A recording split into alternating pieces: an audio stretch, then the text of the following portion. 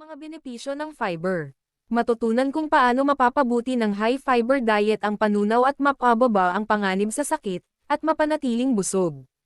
Ang pagkain ng high-fiber diet ay may maraming potensyal na benepisyo sa kalusugan kabilang ang pagbaba ng panganib ng sakit sa puso, stroke, at type 2 diabetes.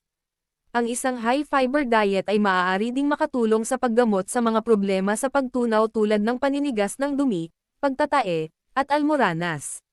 Gayunpaman, karamihan sa mga tao ay hindi kumakain ng inirerekomendang dami ng fiber.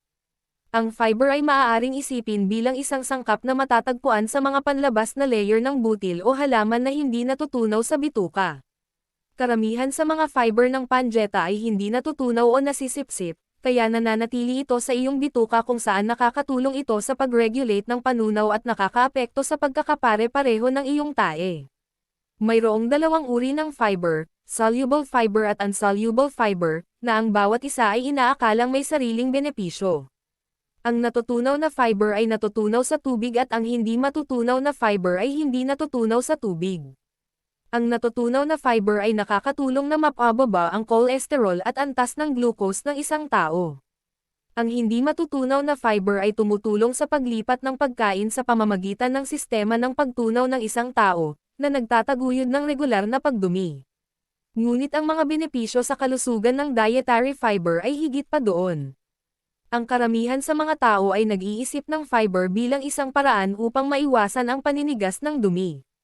Ang mga halimbawa ng mga pagkaing may natutunaw na fiber ay kinabibilangan ng mga prutas, oats, barley, mga gisantes, beans. Ang mga halimbawa ng mga pagkain na naglalaman ng hindi matutunaw na fiber ay kinabibilangan ng trigo, rye, iba pang mga butil. Ang tradisyonal na fiber, wheat bran, ay isang uri ng hindi matutunaw na fiber.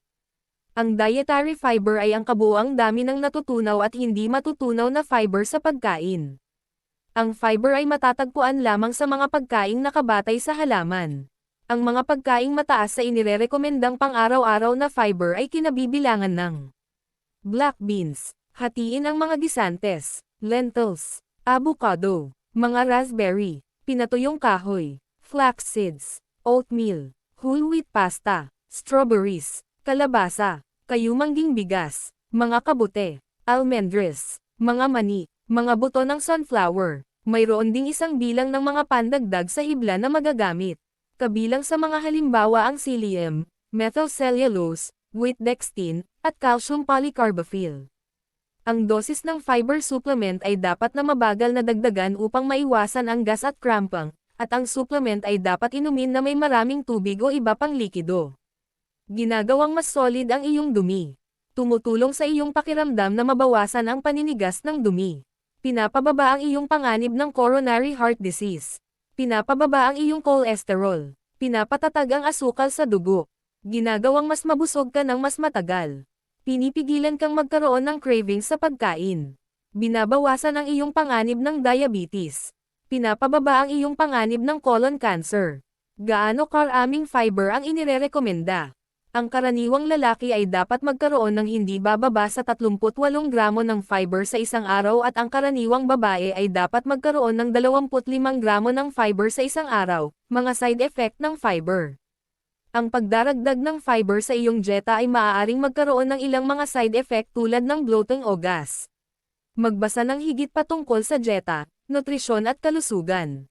Ang zinc ay isang mahalagang sustansya, ngunit kunin ito mula sa pagkain, hindi mga suplemento, sabi ng mga eksperto.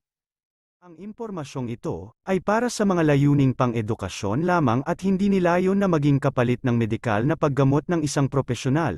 Kumonsulta sa kanilang manggagamot o sa mga professional health care, ito ay dagdag kaalaman lamang. Maraming salamat po.